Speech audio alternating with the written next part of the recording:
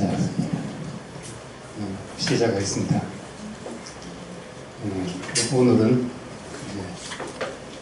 오늘부터 종교개혁에 들어가는데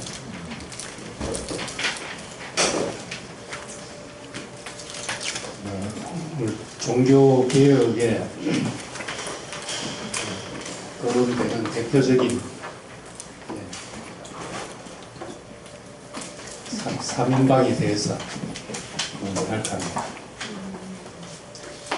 종교개혁 이전에 그 종교개혁의 발판을 넣은 사람들, 개혁자들과 똑같은 이야기를 했지만은 그 이단으로 정제돼서 화형됐던 사람들이 어떤 사람들입니까? 처음 이제 12세기부터 하면은 이제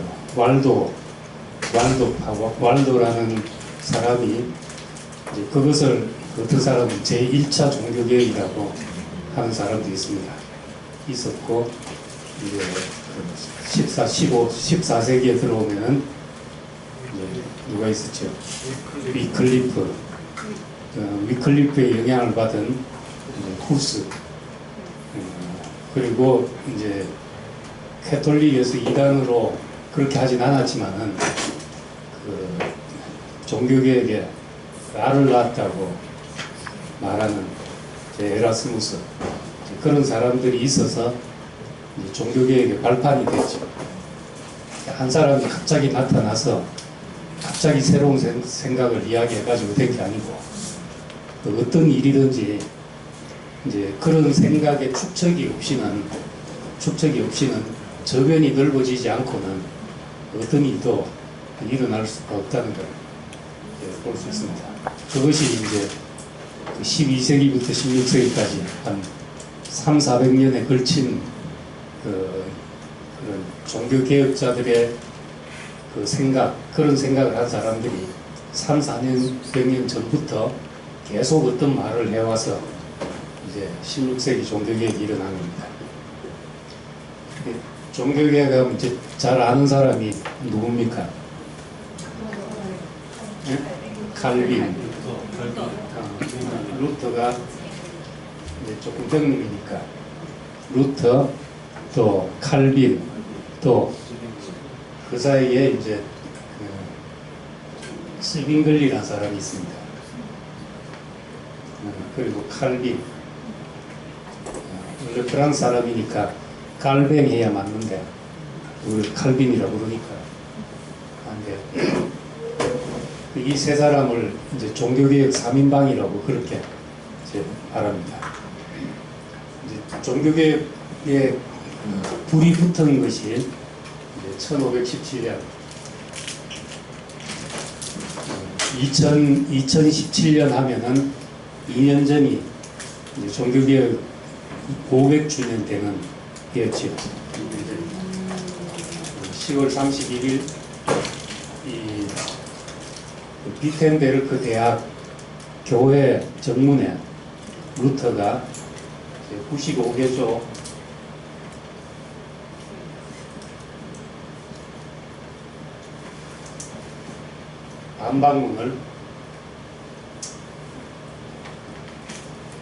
반박문을 써붙여 가지고 이것이 기폭제가 돼 가지고 종교개혁의 시작이 되었습니다. 근데 이렇게 될 수 있었던 것은 루터가 그 이전에 있었던 저빙글리나 후스보다 더 월등한 사람이라기보다 그 시대가 시대 때를 잘 타고 났다, 이렇게 이제 평가하는 사람들이 많습니다. 그 때라는 것이 이제 한 가지는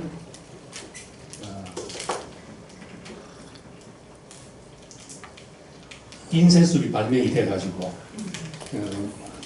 이 15세기에 인쇄가 발명이 돼가지고 종교개혁 당시는 유럽에 이제 인쇄 공장이 한 100개쯤 있을 이제 그런 시대였습니다. 그러니까 이 루터가 95개조 반박문을 내걸었을 때 이것이 이제 유럽에 금방 퍼질 수 있었던 힘이 됐던 것입니다. 만약에 이제 이런 인쇄가 없었더라면은 그냥 이제 쯔빙글이나 누구지 그 위클리프나 후스처럼 그렇게 뭐 불발탄이 될 수도 있었죠. 또 한 가지 요인은 그 당시 이제 신성 로마 제국 이게 독일, 스위스, 체코 또 이탈리아 북부 지방까지 이렇게 크게 있었던 이제 신성 로마 제국이 이 제국이 말하자면 이제 중앙 집권적인 국가가 아니고 이제 영주 시대였지. 지방 영주 시대. 그러니까 각 지방마다 영주가 각 지방을 통치하면서 그 지금 같으면 이제 지방자치제 같은 이제 그런 시기지만 자치하려고 자치하는 게 아니라 중앙 집권할 힘이 없기 때문에 각 영주들이 힘을 쓰던 때고 이 영주들 가운데 이제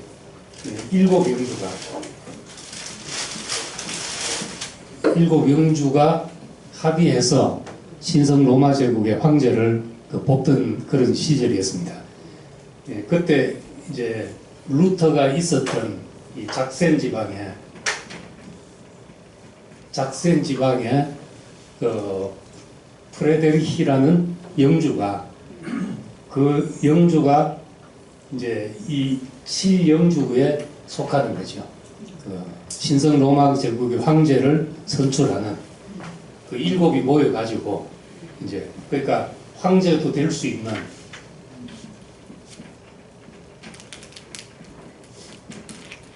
프레데릭이라고도 하고 프레데릭이라고 하는데 황제도 될 수 있는 그런 힘을 가진 영주였는데 이런 이제 7영주를 이제 선제후라고 하죠. 선제후. 그 앞설자.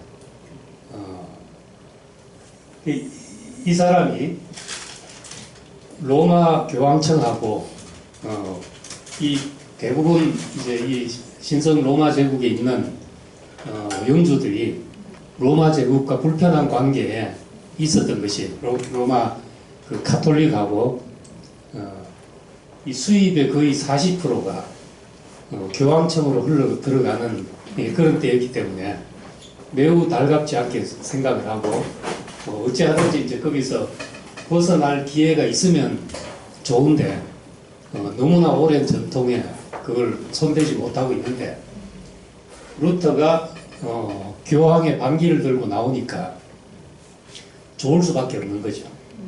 겉으로는 몰라도 하여튼 속으로 좋을 수밖에 없어가지고 이 루터가 이때 반박문을 써붙이고 그 다음에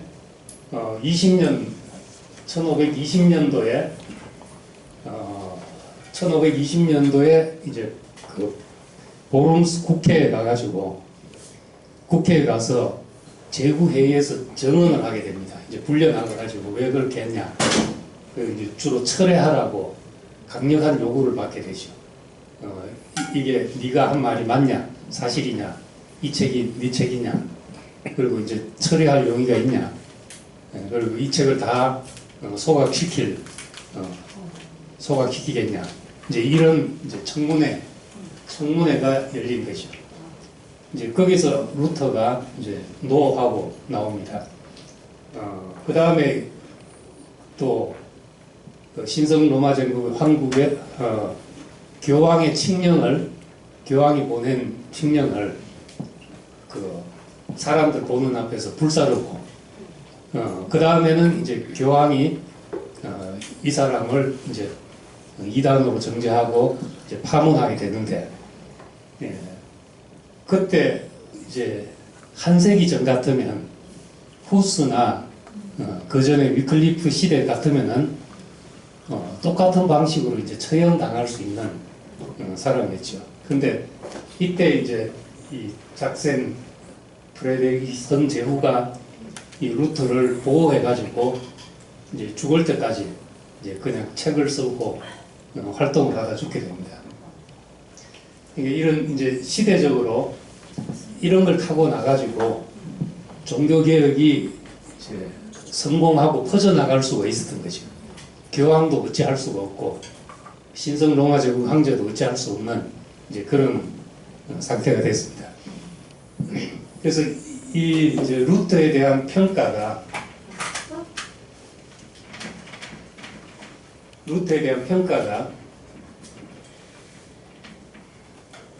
이 종교개혁자들 가운데 뭐 특별히 이 사람을 뭐 종교개혁 루터 이렇게 말할 이유가 없는데 이 사람은 이제 때를 잘 타고났다. 이제 이렇게 평가도 합니다. 오히려 그 전에 있었던 위클리프나 정글리나 위클리프나 후스나 이런 사람들이 더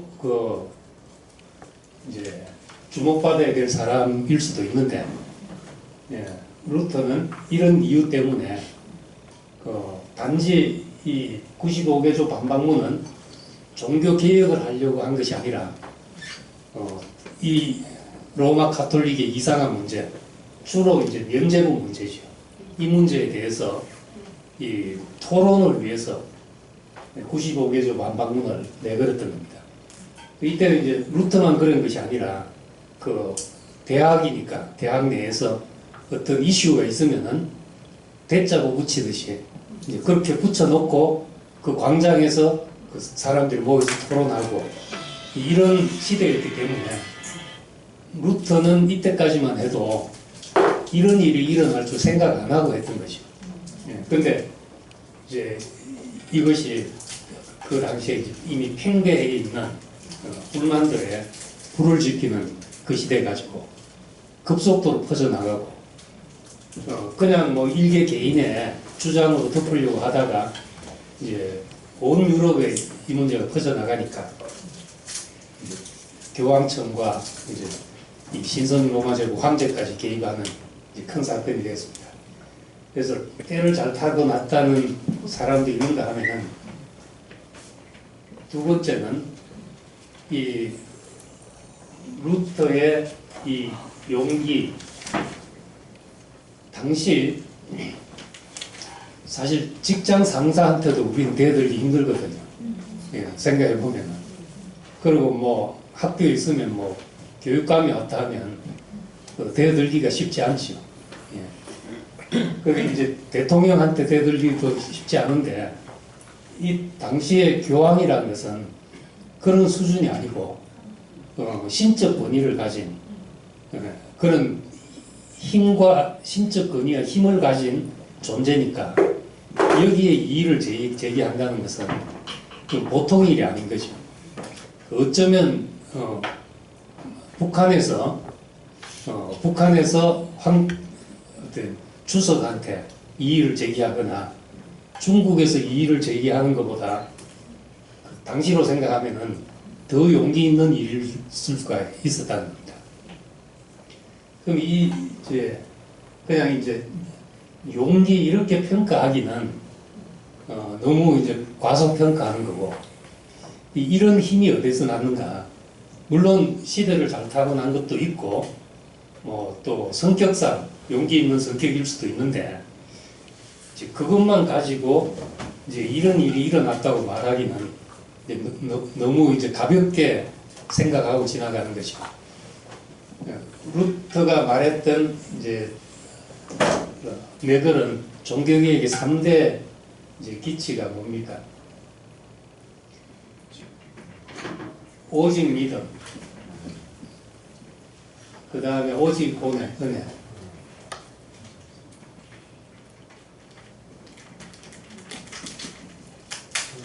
그리고 오직 성경,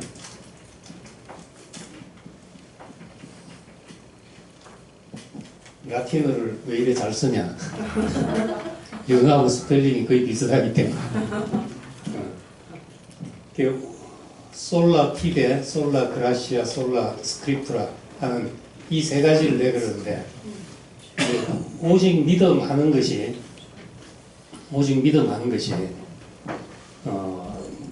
이제 얘기에 전해져 오는 이야기에 오면은 원래 수도사였으니까 수도원에서 수도를 하던 사람이니까 거기서 이제 고행하고 육을 극복하기 위해서 뭐 수많은 일을 하고 그 성당의 계단을 무릎이 다 닳도록 무릎으로 기어서 오르내리면서 육체를 학대하고 그러다가 이제 거기서 깨달은 것이 로마서 1장 17절 말씀이 이 깨달음이 시작이 돼서 오직 의인은 믿음으로 말미암아 살리라. 오직 의인은 믿음으로 말미암아 살리라는 이제 로마서 1장 17절에 그 하박국서를 인용한 이제 그 말씀이 깨달아져서 거기서 이제 뭐 이런 일을 하고 나왔다는 것은 이제 드라마틱하게 묘사를 한 거고 어쨌든 이제 이 사람은 그 수도원의 계율과 정말 열심히 하나님 앞에서 경건한 사람이 되고자 이제 노력하다가 어떤 종교적인 체험이 온 것이요. 종교적인 체험이 왔는데 오직 의인은 믿음으로 말미암아 살리라는 것은 자기의 어떤 그런 노력, 경건의 노력으로 하려던 수도원의 모든 생활이 다 내려놔지는 그런 해방감이거든. 그 생각해보면 그렇게 해서 이 사람이 그냥 뭐 집에 앉아서 성경책 하루 몇 장 보는 이런 사람이 아니고 수도원의 엄격한 계율에 따라서 살면서 뭔가 이것이 아닌데 예수를 따르는 길이 이런 길인가 뭐 이런 것들이 이제 쌓여갈 즈음에 로마서 1장 17절 말씀이 딱 부딪혀 온 거죠.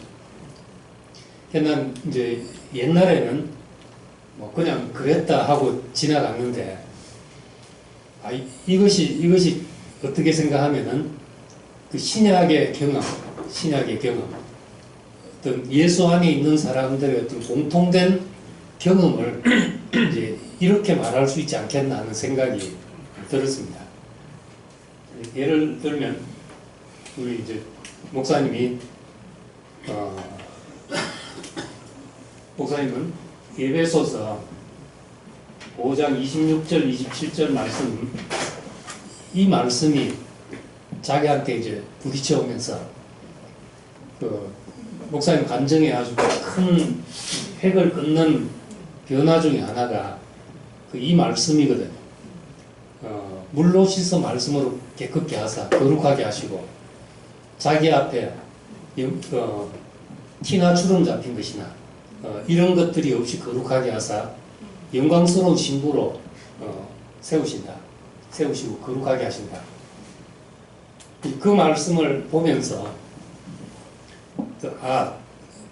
신부를 깨끗게 하시는 것은 신랑이구나.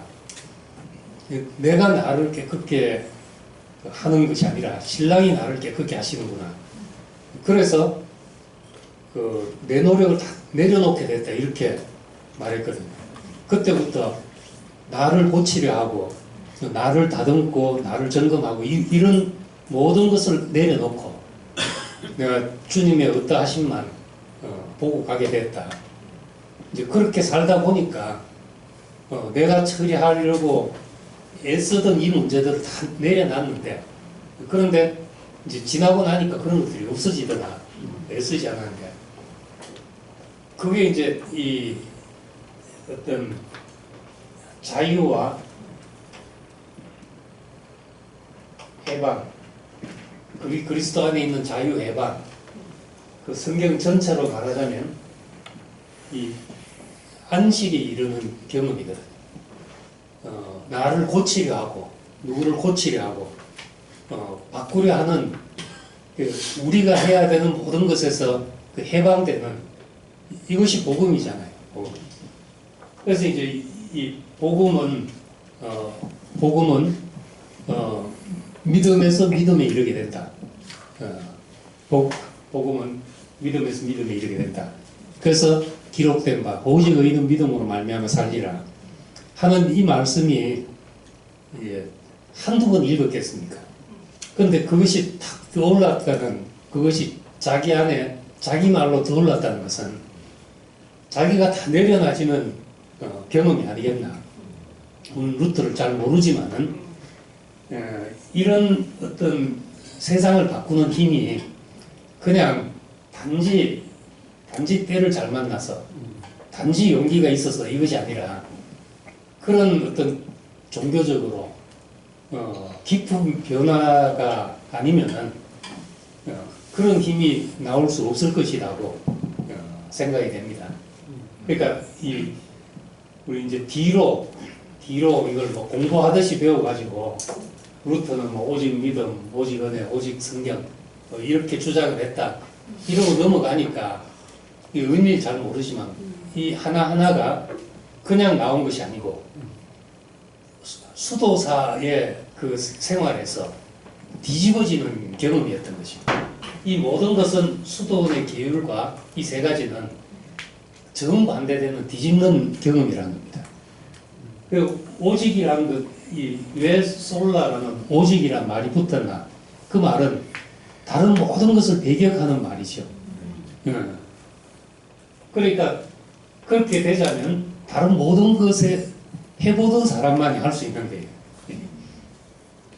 그래서 생각할수록 이것이 뭐 단순하게 학자가 공부하다가 몇 개 써가지고 나온 이런 문제가 아니라 루터라는 사람의 어떤 깊은 종교적인 체험, 그 예수 안에서의 자기를 내려놓는 해방, 또 그 우리 자신의 일이 끝나는 그런 안식, 자기 일을 쉬는 이라 했는데 그런 이런 경험일 거라고 생각합니다. 마찬가지로 이제 칼빈이 예정론을 주장했다. 이렇게 이야기를 하잖아요. 칼빈이 예정론을 주장했다. 성경에 이런 근거로 모태로부터 택함을 이뤘다. 상세전에 나를 택하사 이런 말을 근거로 이제 하나님이 미리 예정하셨다. 이렇게 했는데 이 칼빈의 예정론은 이제 칼빈이 한 말이 아니고 뒤에 칼빈의 제자 이제 베자라는 사람이 칼빈의 사상을 정리해가지고 그게 이제 칼빈주의가 되는 거죠. 개신교. 근데 이제 칼빈은 예정론을 주장한 게 아니고 이 예정이라는 것은 정해진 것이잖아요. 정해진 것.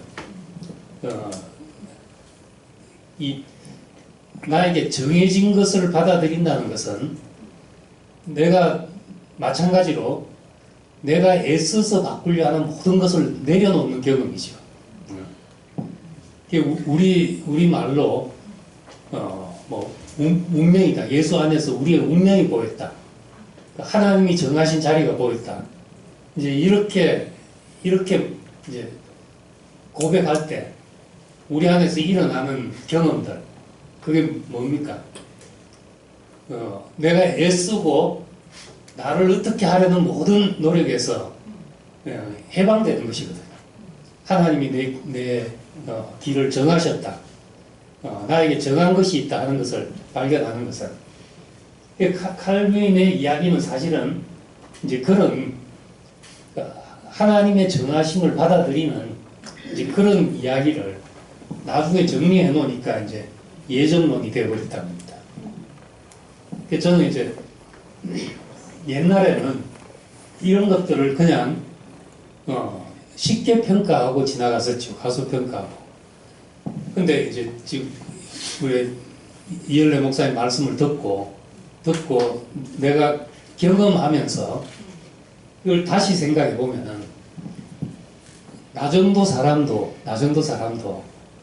이제 오직 믿음이다 이렇게 말하자면 내 모든 노력이 끝나는 자리에서 그 말을 하는데 루터라는 사람이 그냥 책 보다가 성경 보다가 이 말이 툭 튀어나와서 말했을 것이라고 도저히 생각이 안 되고 칼빈이 예정론을 성경 몇 구절 들어가지고 뭐 예정론을 주장했다. 이거는 그 뭐라 그럴까 너무나 이제 교과서 읽듯이 지나가 버리는 거죠. 이 사람이 다른 사람들이 이런 말을 안 하던 때 이런 말을 하는 것은 그것이 자기 경험이 아니고는 나오기가 힘든 말인데요. 이게 자기한테 경험으로 뒷받침되지 않은 말이면은 그래서 이제 이런 용기라는 게 교황에 대해서 반기를 들고 이룰 수 있는 용기라는 게 단순히 루터라는 사람의 기질이나 또 어떤 뭐 그 시대의 상황이나 이런 것이 아니고 분명히 어떤 그 시대였지만은 지금 우리가 쓰는 언어와 우리의 경험과는 다르지만은 그 시대로는 이 복음을 경험한 거죠.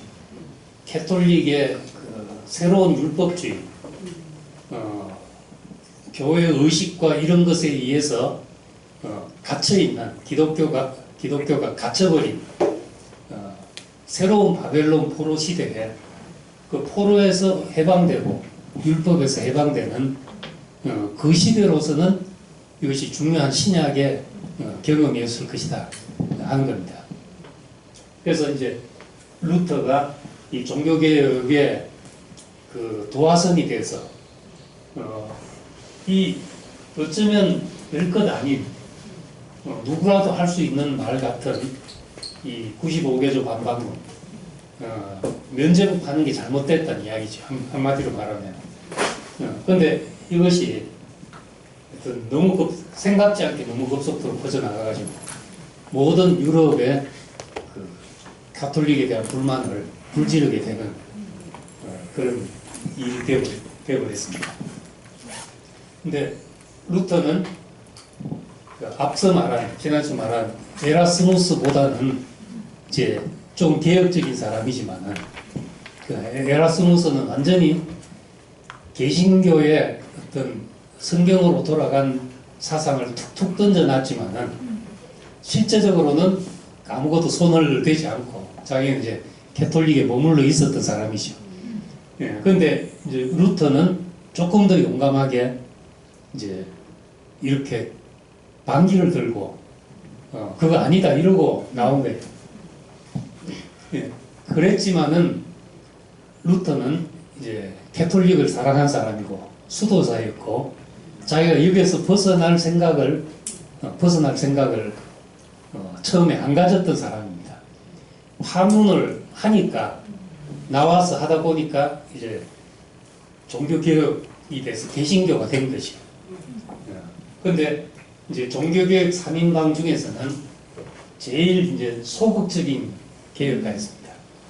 가톨릭의 다른 것은 손 안 대고 오직 성경에서 너무나 인격하게 떨어져 있는 문제들만 지적하고 개혁했는데 실제로 이제 루터의 생각은 독일에 한정되고 이제 전 유럽에 이 사람의 사상이 이제 퍼진 것은 아니었습니다. 근데 이제 루터와 거의 동시대에 태어난 사람이 이제 쯔빙글리가 됩니다.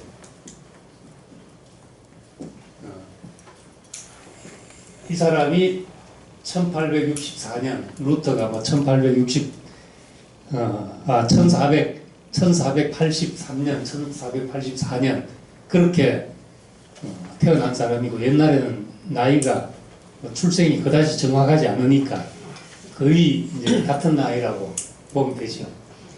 이 사람은 이제 스위스에서 루터는 독일에서 했고 거의 이제 같은 시대에 같은 이제 종교 개혁을 했습니다. 개혁을 했는데 이제 쯔빙글리는 이제 6년 넘게 1523년이죠. 1523년에 이 사람은 이제 67개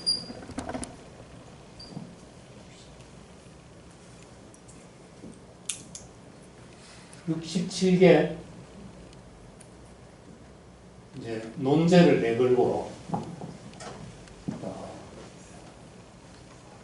이제 캐톨릭에 대해서 틀린 것을 조목조목 반박하기 시작했습니다.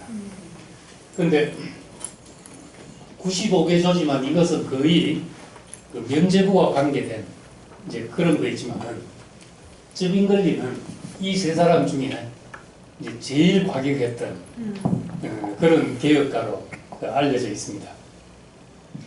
우선은 이제 교회의 권위보다 성경의 권위가 더 위라야 한다. 위라야 한다. 캐톨릭은 반대지요. 성경이 어디서 나왔냐? 교회가 성경으로 인정했기 때문에 성경이 나온 것이 아니냐. 결국 이 성경을 해석하는 사람도 결국 그 사제들과 교회 지도자를 위해서 해석돼 가르쳐져야 되지 않냐. 그래서 성경보다 교회의 권위가 더 위에 있다는 게 이제 캐톨릭입니다. 성경 몇 장 몇 절보다 교황의 말이 더 중요하기도 한 데가 캐톨릭이죠. 근데 개신교는 뭐 그동안 해오던 모든 잘못을 바로잡자면 어디에 근거를 둬야 되냐 하면은 성경에 권위를 둬야 되잖아요. 성경으로 돌아가자 이렇게 된 거죠. 그 개신교 모든 개신교 개혁자들의 모토는 성경으로 돌아가자입니다. 그 성경으로 돌아가는데 이 성경은 성경에 이렇게 말했다고 말하는 것은 또 누구냐? 사람이잖아요. 성경을 해석하고 성경에 이렇게 돼 있다고 이제 다시 말한 건 사람인데 그 사람에 따라서 이게 다 틀리단 말이죠. 그래서 이제 개신교는 그 카톨릭에서 그래서 우리는 성경을 평신도들 보지 못하게 안 했냐 하는 문제가 개신교에서는 이제 바로잡자면 돌아가야 되는데 여기서 다 터져 나온 거죠. 종교개혁자들도 한 사람도 같은 사람이 없이 다 생각을 달리하고 특히 이제 루터와 쯔빙글리는 개혁에 있어서 온도차가 완전히 달랐던 겁니다.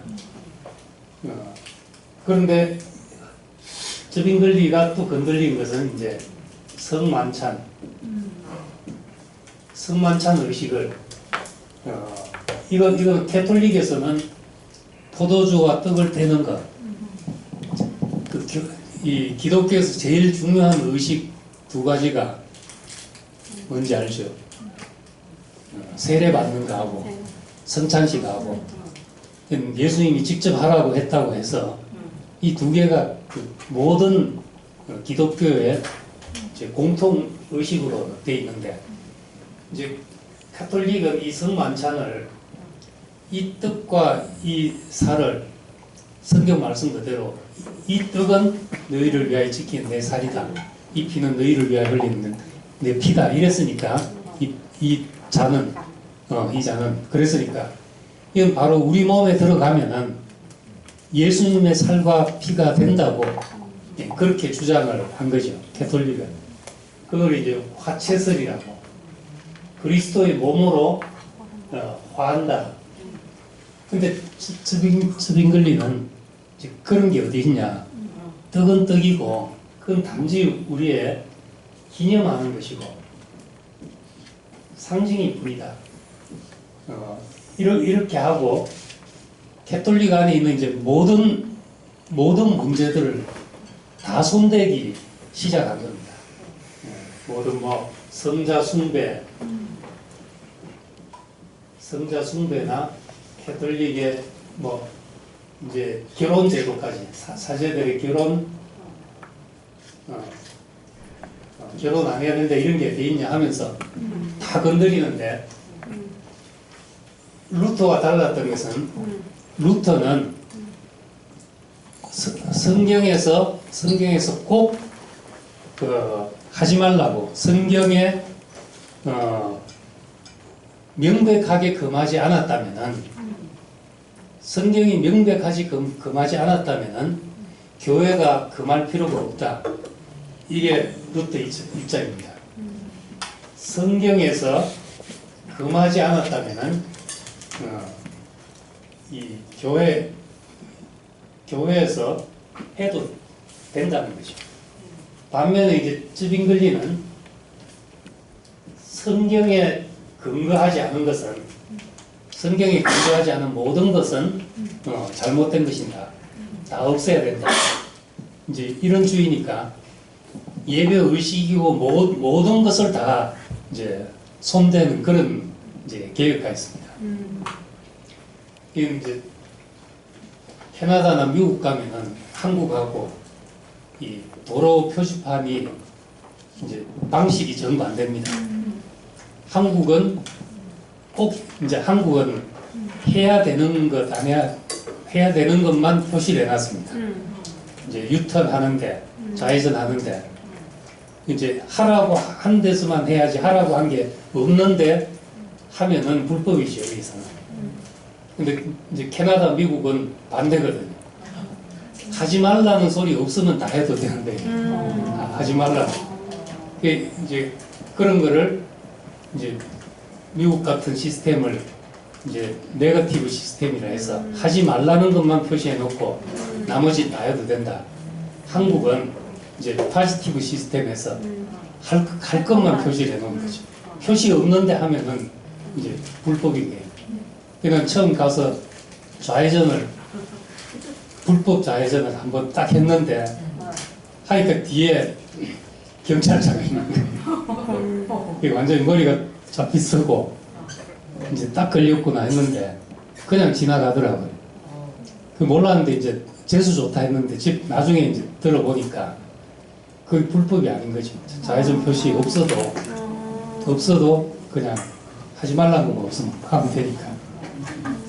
꼭 그 차이처럼 루터는 성경에서 하지 말라는 거 아니면 뭐 그냥 해도 괜찮다. 그런 식이고, 이쯤 흔들리고 이제 한국 교통 시스템식으로 성경에 근거하지 않는 것은 모두 다 그 전통이고 미신이고 그런 것이다. 이제 이랬으니까 이제 많이 부딪히게 된 겁니다. 근데 이제 스위스도 신성 로마 제국 안에서 거의 도시국가처럼 이제 도시별로 자치제인데 그 당시는 이제 종교와 정치가 분리된 그 유럽 전체가 종교라면 이제 기독교 하나뿐이니까. 그러니까 이슬람 국가 같은 데서는 태어나면 회교도잖아요. 태어나면. 여기도 그런 거지. 유럽도 당시는 태어나면 그냥 기독교인인 거예요.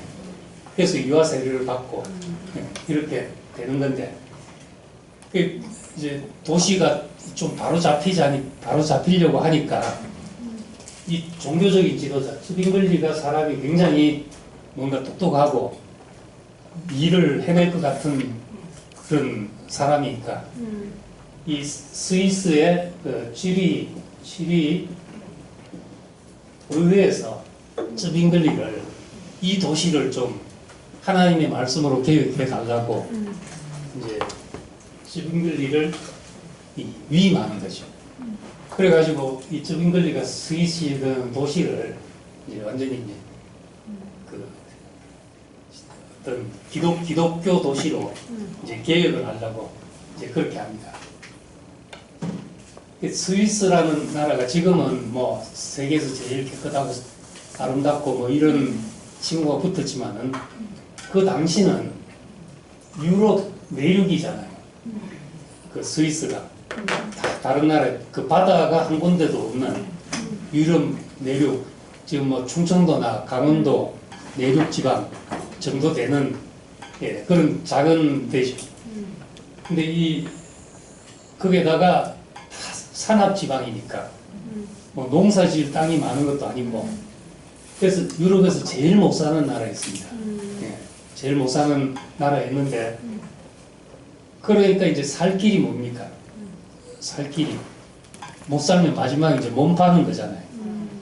그래서 스위스 용병이 이제 이때부터 용병으로 용병으로 나가기 시작한 거죠.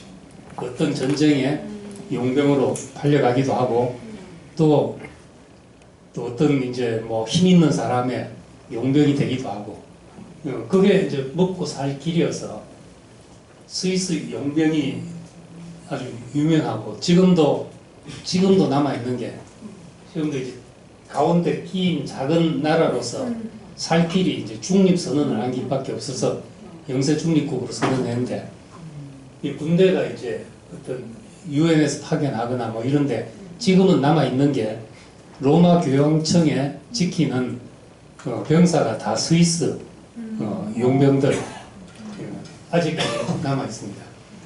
중세 때부터 그렇게 했는데 이 쯔빙글리가 개혁을 하면서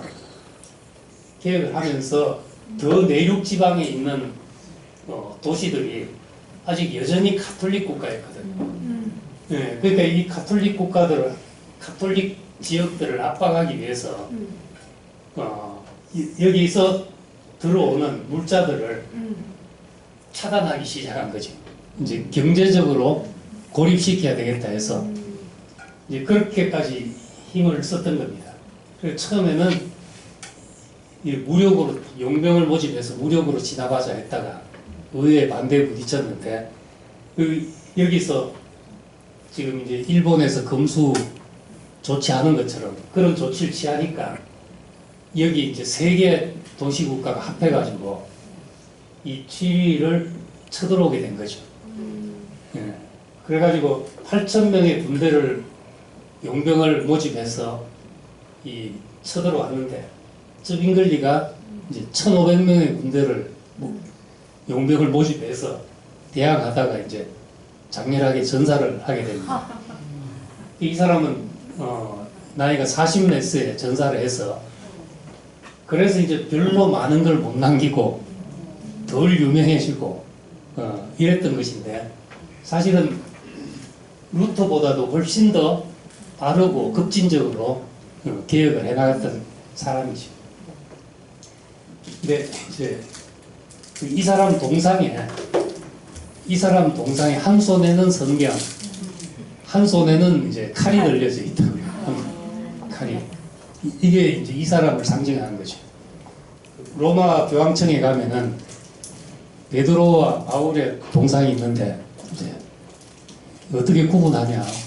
얼굴만 봐서 우리가 잘 모르니까 손에 열쇠가 든 것은 베드로고 그리고 또 한 동상은 이제 두루마리 성경하고 이제 칼을 든 동상이 있습니다. 그게 바울이래요.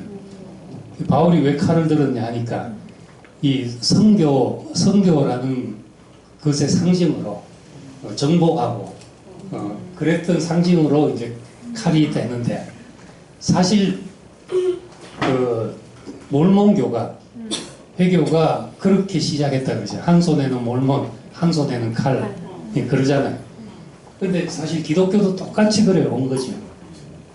그래서 이 진짜 이제 종교 개혁, 교회 개혁, 교회의 그 회복이 되자면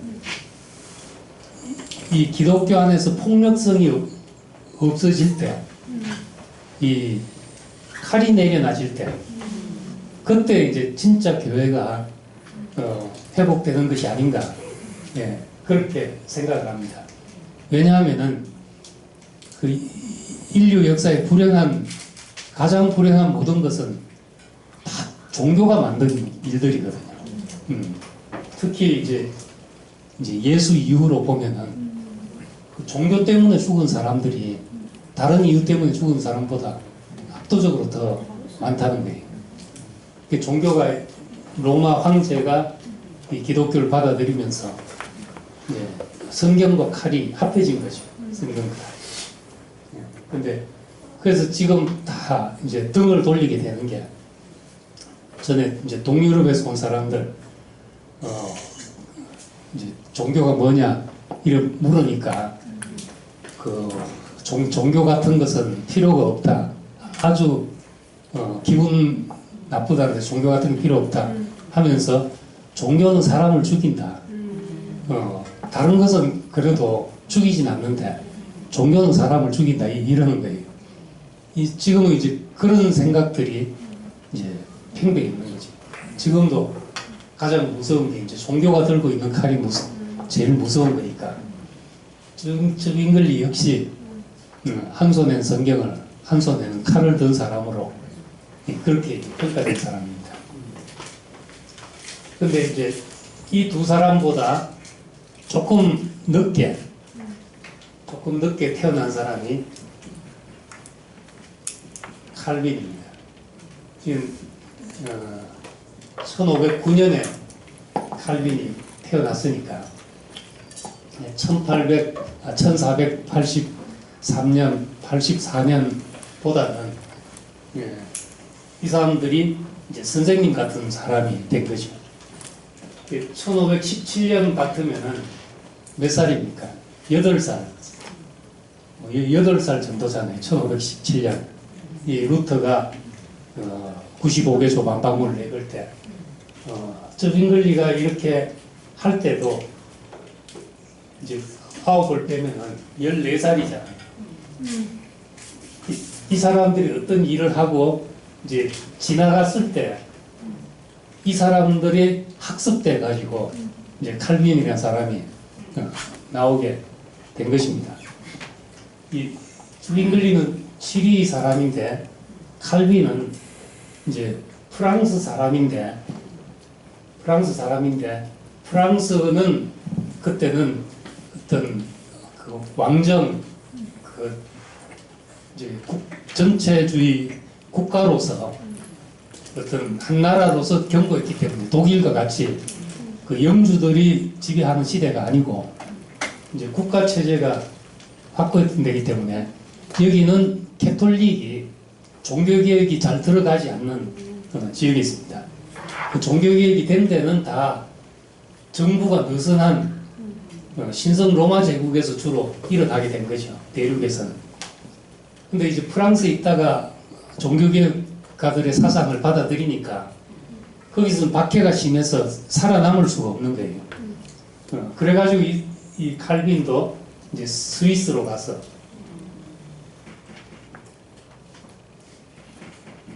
제네바로 가게 된 것입니다.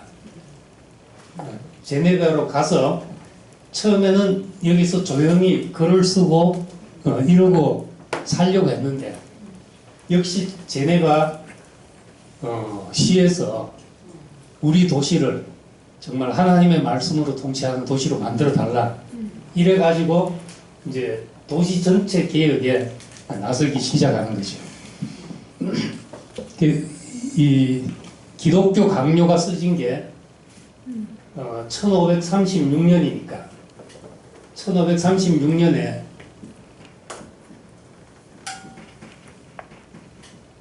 강요가 써지고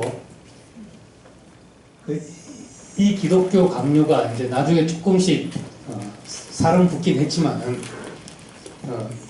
이게 개신교의 교과서 같은 것이 됐다.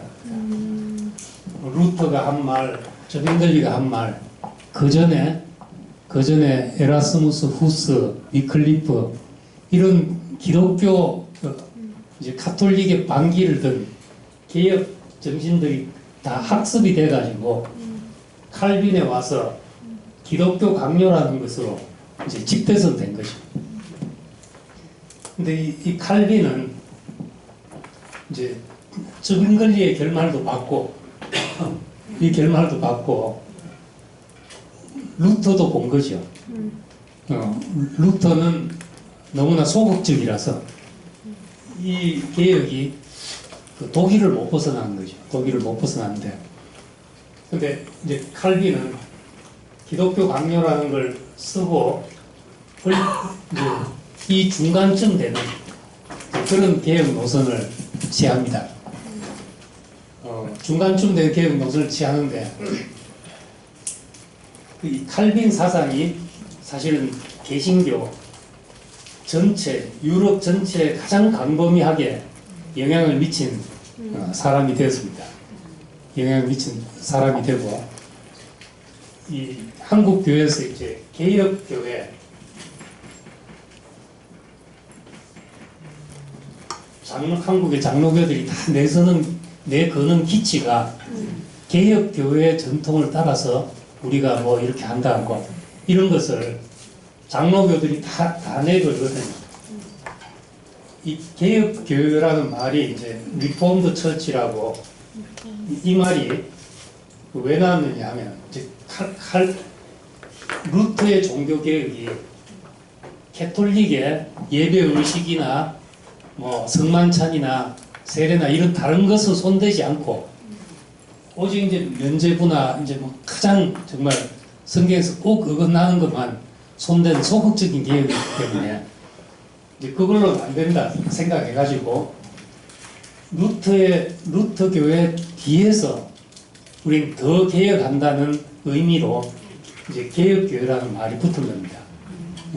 그래서 이게 이제 사실 개신교의 모든 개신교 교파에 영향을 준 것이고, 이제 넓게 말하면 개혁교회 하면은 루터, zwingli, 칼빈 이 다 이제 종교개혁가들의 그 신앙 전통을 이어받은 걸 개혁교회라고 또 하기도 하는데, 실제적으로는 칼빈주의를 이제 개혁교회라고 그렇게 이야기하는 것이죠. 루터에 비해서 더 개혁이다, 그런 뜻입니다. 그래서 이 기독교 강요라는 책이 이제 아주 절대적인 영향을 미쳐서 이 책이 영향을 준 것이 이제 경제학자 막스 베버의 기독교 신앙과 이 자본주의, 기독교 윤리와 자본주의 정신, 개신교 윤리와 정신. 칼빈은 이제 경제적인 면에서도 정당한 부의 축적은 하나님의 뜻에 언한 것이 아니다. 정당한 방법에 의해서 부의 축적이 가능하다. 이런 것이 이제 자본주의를 낳게 됐죠. 그래서 막스 베버는 이제 이 칼빈을 평가하기를 유럽 사회가 오늘날 같이 이제 될 수 있었던 것은 유럽의 번영은 제네바라는 도시에서 시작됐고 그 핵심은 칼빈으로부터 시작됐다, 그렇게 말한 거예요. 이 칼빈이 이제 제네바 도시를 개혁해 가지고 이 도시를 개혁해서 우선은 제일 가난한데 이런 데는 또 부자는 부자로 잘 살거든. 가난한 나라의 부자는 부자대로 항상 있게 마련인데, 그러니까 이제 이 돈놀이가 성행을 했죠.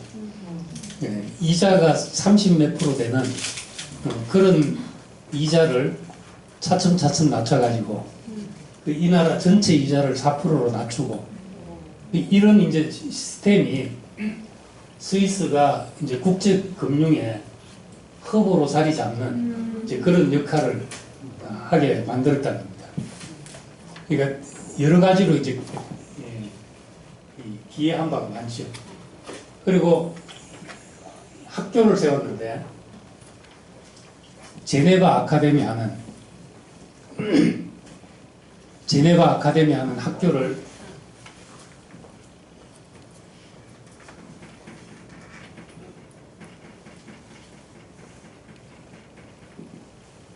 세워가지고 여기서 이제 처음에는 뭐 몇 개월 코스 하다가 이제 몇 년 과정해서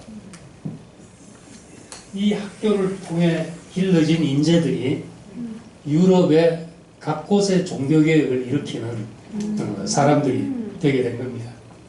그 중에 하나가 이제 영국에서 이 학교로 유학 온 이제 존 낙스라는 이 사람이 스코틀랜드 장로교를 만든 거죠. 이 장로교가 미국으로 들어가 가지고 한국으로 온 게 지금 한국 장로교가 된 것이거든요. 이 스코틀랜드 잔 낙스의 스코틀랜드 장로교는 다음 주에 이제 영국 갈 때 이야기하겠지만은 영국의 종교 개혁이 영국은 이제 왕당파하고 의회파가 16세기에 싸우던 시절이잖아요. 싸우던 시절에 그러니까 왕당파가 만든 종교 개혁이 이제 성공하고 그건 이제 제도는 가톨릭 그대로 하면서 개신교 사상을 받아들인 가톨릭이고 의회 형태 다시 말해 민주주의 형태로 교회를 한 것이 그게 이제 장로교죠. 장로교. 그러니까 장로교 원래 출발은 가장 민주적인 형태로 출발을 한 것이거든. 물론 제네바 아카데미에서 배웠으니까 내용은 다 칼빈의 내용이죠. 칼빈의 내용이고 형태를 이제 의회 형태를 가지고 그 장로들이 지휘하는 교회로 이렇게 만들었는데 이것이 이제 한국 와서는 그런 민주 형태가 아니고 정반대의 권위주의 형태가 된 것입니다. 이 영향을 미쳐서 이제 하여튼 경제, 이 제네바 정치 그리고 종교 모든 면에 이 파급 효과가 엄청난 이제 그런 사람이었습니다. 이 세 사람이 이제 종교 개혁을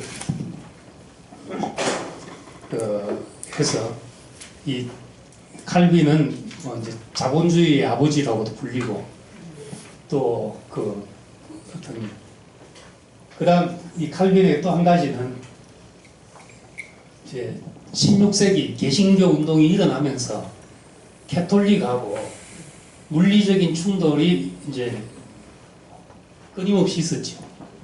영국에서는 30년 전쟁이 일어나고 스위스에서도 이 도시 간의 전쟁이 일어나서 이 저빙글리도 죽고 그러니까 각 곳에서 이렇게 전쟁이 일어나니까 이제 개신교도들이 개신교가 있는 대로 이제 이주를 해오잖아요.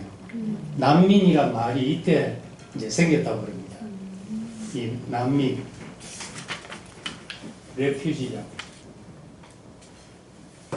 난민이란 말이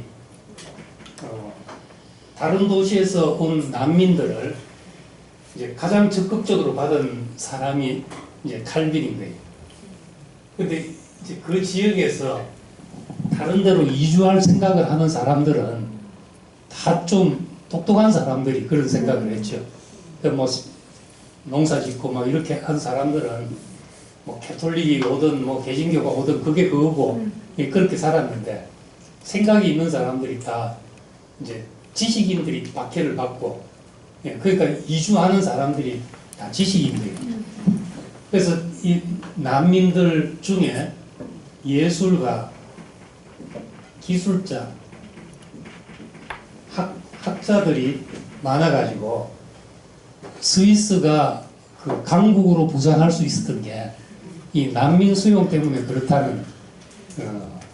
그렇다고 이제 보기도 합니다. 근데 이 사람들을 받아서 적극적으로 이제 복지를 펴는데 자립할 때까지 정부에서 이제 지원을 해주던 거죠. 이 사람들 자립형 복지를 이제 편 겁니다. 지금처럼 막 무조건 얼마씩 주는 이런 게 아니고 자립하기까지. 그래가지고 이 뒤로 칼빈은 이제 자본주의의 아버지, 복지국가의 뭐 아버지, 또 민주주의의 아버지 이런 호칭이 붙을 정도로 16세기에 가장 영향이 컸던 그런 인물이 된 겁니다.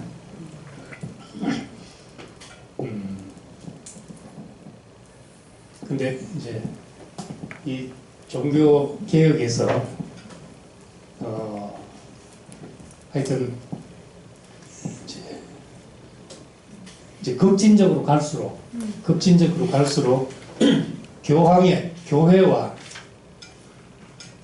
교회와 국가가 분리돼야 된다. 교회와 국가가 분리돼야지만 교회는 교회다워질 수 있고 이제 국가는 국가다워질 수 있다. 이제 그렇게 이제 하게 된 겁니다. 이런 생각들이 이제 좀 뒤에 가면은 이제 재친매파, 이제 더 급진적인 사람들을 통해서 나오게 되죠. 근데 여기 있는 사람들의 어떤 것이 뭐 고스란히 이렇게 흘러 내려온 것들은 없지만은 다 부분 사실은 이제 우리의 생각 속에도 영향을 미치고 있는 요소들이 있는 것이거든요. 근데 이제 어디서나 이 사람들의 생각을 그대로 가져가려는 사람들은 다 이제 그 시대의 근본주의자들이 돼가지고 폐쇄적이 되고 이제 폭력성을 띠게 되고 이런 경향이 되고 이 사람들의 정신을 가지고 뭘 하려는 사람들은 이제 또 다른 형태를 만들고 또 다른 형태를 만들고 이제 그렇게 해갔던 겁니다. 근데 어쨌든 우리 기억해야 될 이제 종교개혁에서 세 사람은 이제 이런 사람들이었고, 뭐 우리 교회 안에 이 사람들의 잔재가 있는 것 같습니까? 우리하고 관계 없는 것 같습니까? 얘기를 하면서 이 사람들의 잔재가 우리 속에 있다는 걸 좀 느끼게 하고 싶었는데 대답이 있는 거 왜 잘 안 된다. 다음 주에 조금 더 느끼게 하겠습니다. 여기까지 하겠습니다.